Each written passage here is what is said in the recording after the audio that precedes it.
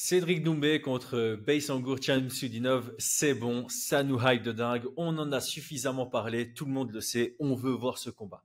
Avec Aldric, hier, on a analysé toute la carte principale, on sait qu'elle est dingue.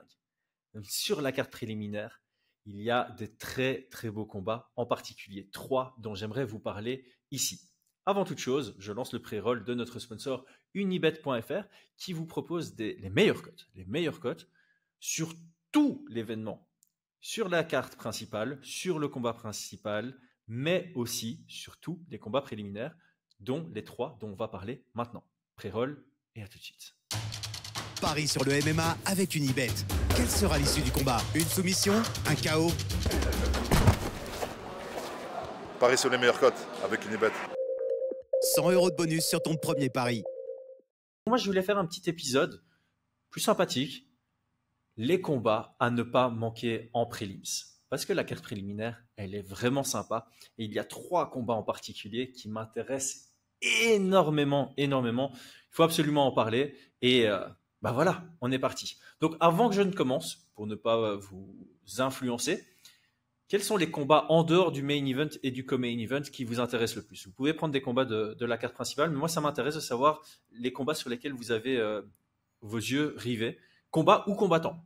Vous pouvez dire aussi, j'ai très hâte de pouvoir voir ce combattant. Ok, maintenant que vous avez mis vos commentaires, on est parti. Bonjour à tous, j'espère que vous allez bien. Bonjour à toutes et à tous, il y a des filles aussi.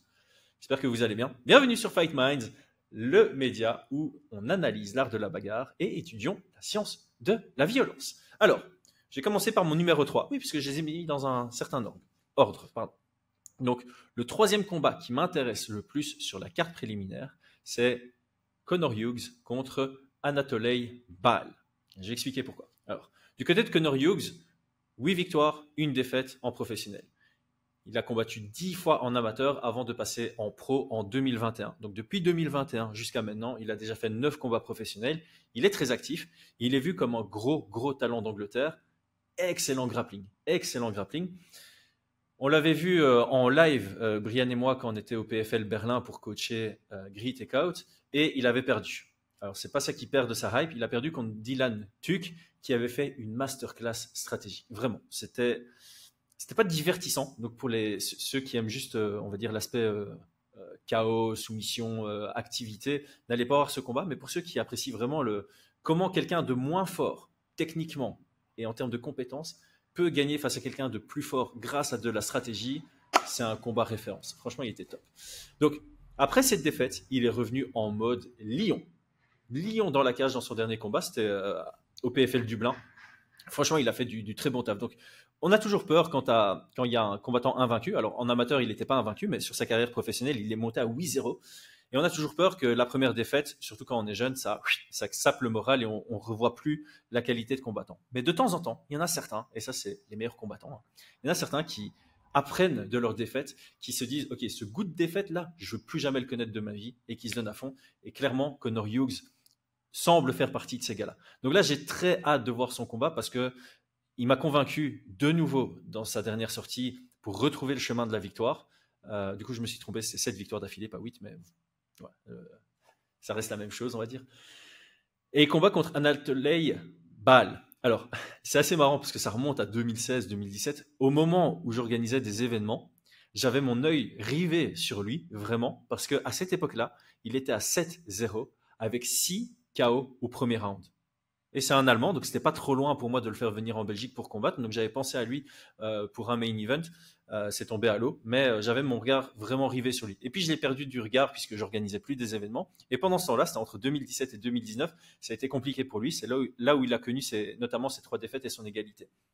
Là, par contre, il a pris un combat de relance, puis un combat un peu plus complexe au PFL l'année passée, et il a gagné les 2. Donc là, il est relancé. On sent que il est de nouveau en confiance, il est sur 2 victoires d'affilée, et donc on a vraiment une opposition de style. On a le mec qui a de la dynamite dans les poings, qui avait 6 KO au premier round dans ses 7 premières victoires, qui étaient ses 7 premiers combats professionnels. De l'autre côté, on a un vrai talent en Angleterre qui a rebondi de manière magistrale de sa défaite l'année passée en juin, et qui est un grappleur. Donc on a opposition de style, 2 mecs en confiance, 2 mecs qui ont faim, 2 locaux, Angleterre contre Allemagne. Donc ouais, un très très jeu de combat sur papier, c'est sur la carte préliminaire. Alors j'ai passé à mon deuxième combat préféré de la carte préliminaire. Je descends mes notes, hein, je ne vais pas vous mentir, j'ai pris des notes pour être sûr de donner toutes les informations que j'ai envie de donner.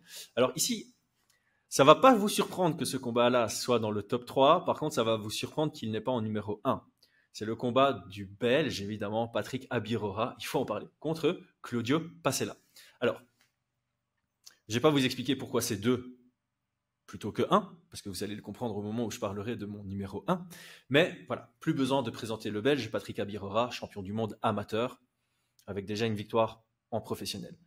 Grand allonge, il est grand pour la division, il joue très très bien de son allonge, il a un striking très précis, propre et suffisamment puissant pour éteindre les lumières d'un adversaire avec les gants amateurs. Là, avec les gants pro, d'office, ça va se valider s'il combat de la même manière. Et force est de constater que son premier combat pro, il est resté lui-même. Bon, ici, la petite crainte qu'on pourrait avoir, c'est la gestion de la pression. Parce qu'il y a des attentes sur lui. Il est connu, il est ultra suivi. C'est pas juste le mec qui a été champion du monde aux amateurs et qui communique pas sur les réseaux. Non, il communique sur les réseaux. Je crois que j'ai vu qu'il avait dépassé les 100 000 abonnés sur Instagram. Il est attendu au tournant, donc clairement il y a de la pression sur ses épaules, il est encore jeune, comment va-t-il la gérer? Je pense qu'il va bien la gérer, ça reste une crainte qui est importante à souligner, et c'est pour ça que ce combat est aussi intéressant. Je vais en parler juste après. Donc son style debout, c'est, voilà, comme je le dis, précis, puissant, il fait peur, il a une prestance dans la cage, donc il est capable de mettre de la pression, et il va mettre ses adversaires sous pression. Et c'est là où ça devient intéressant. Il met ses adversaires sous pression, qui quand ils se sentent acculés, ils vont se dire, ok, il va m'éteindre, je vais shooter. Mais comme il shoot dans le stress, il est assez souvent leur nuque explosée et il a une guillotine debout absolument magnifique. Il a au moins 2 victoires par guillotine debout. Je crois qu'il en a au moins une 3e avec une qui finit au sol. Il y en avait une que j'avais commentée dans un de ses combats en Belgique. C'était vraiment impressionnant. Vraiment, elle est impressionnante. Et tu sais, ça fait un peu penser à Brian Ortega au début dans son run UFC, tu vois, c'est gros menton, il avançait, il mettait la pression et tout le monde sait qu'il ne faut pas shooter contre lui, mais dans le stress, Moicano l'a fait par exemple, Cubsonson aussi a explosé sa nuque et là, il suffit de quelques secondes pour faire une John Jones Machida, parce que c'est ça qu'il a fait dans un de ses combats. En termes de lutte et grappling, je définirais ça comme athlétique, explosif, donc dangereux automatiquement, mais aussi un peu énergivore. Et donc, si ça va dans ce département-là, ce sera toujours intéressant de voir comment il gère ça, comment son énergie, comment son cardio tient.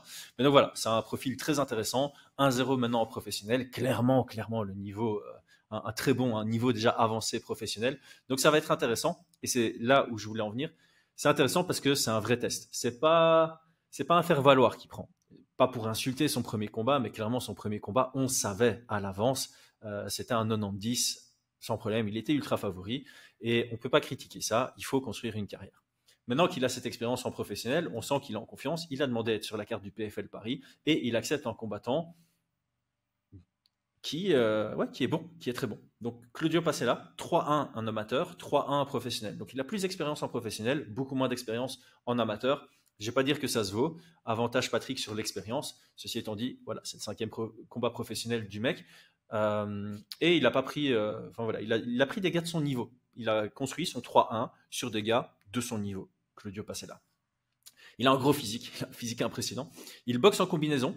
Il est assez compact dans sa boxe, donc une défense intéressante, proactive ou automatique, comme j'aime appeler. Il attaque le corps. C'est quelque chose qu'on ne voit pas trop souvent en MMA encore. Il attaque beaucoup le corps. Il commence des combinaisons avec un crochet au corps de temps en temps. Et il va de temps en temps sortir sa jambe en fin de combo. Il a un clinch assez agressif. Il peut sortir ses genoux au clinch. Sa dernière victoire, d'ailleurs, c'est dans le 3e round au clinch. Il a un style quand même où il utilise beaucoup d'énergie, un peu à la Paulo Costa comme ça.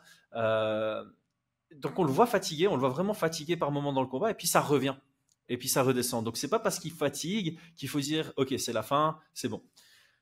En amateur, 3 victoires par clé de bras, je suis pas allé les voir, mais comme dit Aldric, de temps en temps, on doit analyser les typologies. On regarde s'il y a des guillotines. Pour Patrick Abirora, par exemple, c'est un indicateur. Ok, je peux pas shooter et laisser ma nuque exposée. Bah là, si ça va au sol, je peux pas laisser mes bras par terre. Je peux pas le laisser commencer à isoler un bras parce qu'il est très bon pour ça. Donc voilà, c'est un vrai test. C'est un vrai test. Et donc, clairement, mon numéro 2 sur cette carte préliminaire, ça va être un superbe combat. J'ai hâte de voir si Patrick est capable de gérer cette pression, s'il est capable de délivrer son jeu. C'est vraiment ça, parce que s'il est capable d'être lui-même, il est large favori. Pour moi, il est large favori dans ce combat, même si c'est un vrai test, il est large favori. Toute la question, c'est est-il capable de sortir son jeu? Est-ce qu'il va performer à 100%? Si oui, c'est un très, très, très, très bon indicateur pour la suite de sa carrière. Et donc, j'ai très hâte de répondre à cette question ce jeudi soir. Finalement, ouais, j'en profitais. J'en parlais maintenant. Pour regarder le PFL, il n'y a qu'un seul moyen. Il n'y a qu'un seul moyen légal de regarder le PFL, que ce soit en France ou en Belgique, c'est sur DAZN. Petit plus, pour les Belges, ce sera moi au commentaire, pour peu que ma femme n'ait pas accouché entre maintenant et le PFL. C'est possible. On verra. Je vous mets les liens en description. Vous suivez les liens, vous inscrivez, vous prenez l'abonnement. Il n'y a pas de pay-per-view en surcouche, donc c'est le prix de l'abonnement. Vous prenez un abonnement à un mois, vous profitez de cet événement, vous profitez de l'Octagon qui suit, vous profitez du Glory. Voilà, il y a quelques événements qui arrivent en MMA qui sont sympas, mais pour regarder Doumbé Baki et toute la carte principale et toute la carte préliminaire, c'est sur DAZN. Lien en description d'invité. On en arrive au numéro 1. Alors, qu'est-ce qui peut être plus intéressant pour Chris que son compatriote Patrick Abirora? Mark Ewen. Le combat de Mark Ewen contre Andreas Binder. Donc Andreas Binder, il est à 8-2. Il vient de prendre la ceinture du LFL, Levels Fight League, contre Aiden Lee, un combattant que je suivais depuis assez longtemps, puisque Donovan Desmaé avait combattu contre lui au Cage Warriors quand j'étais encore le coach de Donovan. C'est un très très bon combattant. Et il l'a battu en début de 4e reprise. Qu'est-ce que ça signifie? Ça veut dire que Andreas Binder, il est en confiance. Il est solide. Il est bien préparé, il sort d'une préparation sur 5 rounds et il a 6 finalisations sur 8. Donc c'est un mec solide. Mais celui qui m'intéresse le plus et de loin sur toute cette carte préliminaire, c'est Mark Ewen. Je l'ai découvert parce qu'il a combattu à l'Ares 10. À l'époque, je commentais l'Ares et pour me préparer pour commenter l'Ares, j'avais une stratégie un peu différente, comme on commentait à 3 avec Antoine Simon et avec Guillaume de la Sueur. Eux avaient plus les rôles, on va dire, journalistes, factuels. Donc, je ne devais pas passer mon temps, parce que ça prend du temps, c'est chronophage. Je ne devais pas prendre mon temps à regarder les palmarès, à regarder dans quelles équipes ils s'entraînaient, à regarder combien de soumissions ils avaient, etc., etc. Moi, ce que je faisais, c'est je regardais 2 à 3 combats de chaque combattant de la carte pour pouvoir, plutôt développer le style, avoir un descriptif du style et de pourquoi le combat qui allait avoir lieu dans les secondes qui arrivaient était excitant, était divertissant pour le public. Et donc, j'étais allé voir, à l'époque, il était à 3-0, je pense, Mark Ewen, et j'étais allé voir certains de ses combats amateurs et professionnels, et au final, j'ai perdu beaucoup de temps, enfin pas perdu, c'est pas perdu. J'ai pris beaucoup de temps, parce que autant pour tous les autres combattants, je regardais 2 à 3 combats, genre suffisamment de quoi décrire le combattant. Autant pour Mark Ewen, je suis allé tout voir parce que je suis tombé amoureux de son style. Je suis tombé amoureux de son style, de son niveau, de ses compétences. Et il a confirmé ce sentiment avec sa victoire à l'Ares. Et depuis sa victoire à l'Ares, il a aussi une victoire au Bellator 299, 299. Et franchement, toutes ces victoires sont magnifiques. Je ne vais pas en dire plus. Je ne vais pas vous décrire son style ni quoi que ce soit. Je vais juste dire ça. Pour moi, si ce mec ne subit pas de graves blessures, s'il n'a pas des problèmes en dehors de la cage, s'il est bien managé, c'est un futur grand nom du MMA. Vraiment, cet Écossais, il est incroyable. Donc, s'il vous plaît, regardez ce combat. C'est le 2e combat de la carte. Donc, tous ceux qui ont leur place pour aller voir le PFL, allez au début. Allez dès le début. Ces gens qui prennent des places juste pour aller voir un main event ou juste pour aller voir la carte principale, vous vous rendez pas compte de ce que vous pouvez rater. Moi, le premier UFC que j'ai fait, je suis allé voir le premier combat. Et les 2 premiers combats de la carte, c'était les 2 plus divertissants. C'était une victoire de Pedro Munoz par guillotine et une victoire de Albert Tumenov par high kick. Si j'avais été plus tard, j'aurais manqué ça. Et c'est des expériences, c'est des souvenirs qui restent. C'était il y a plus de 10 ans. Non, c'était il y a 10 ans pile poil que je suis allé voir cette UFC. Ça reste. Tous les combats après, je m'en souviens pas. Pourtant, il y avait Paul Felder, il y avait Olivier Aubin-Mercier. C'est ça, je me souviens d'une belle soumission. Bref, je digresse. Mais s'il vous plaît, allez voir dès le début. Donc, si vous avez des tickets, allez voir dès le début, surtout pour Mark Ewen, qui est le 2e combat de la soirée. Et si vous regardez sur DAZN, regardez dès le début, parce que ça, vous avez envie de voir. Et il a un vrai test face à lui. Bref, c'est la fin de la vidéo. Merci à tous. Je vous souhaite une bonne journée. Kiffez bien ce PFL. Soyez respectueux dans les commentaires sur Twitter, envers nous, envers les autres. Soyez respectueux. On a tous un amour commun pour le sport. Respectons ça.